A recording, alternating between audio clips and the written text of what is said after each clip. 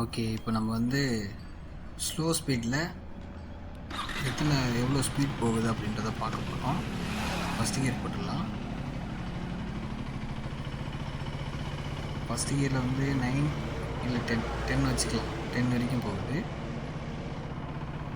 ஆக்சிலேட்டருக்கு கொடுக்கக்கூடாது, ஃபுல்லாகவே அது வந்து அதில் இருக்கிற ஸ்லோ ஸ்பீட்லேயே போகணும். செகண்ட் கியரில் பார்த்தீங்கன்னா 15 வரைக்கும் போகுது, மேக்ஸிமம் 15 வரைக்கும் போகுது. ரோடு ஃப்ளாட்டான ரோடு தான்.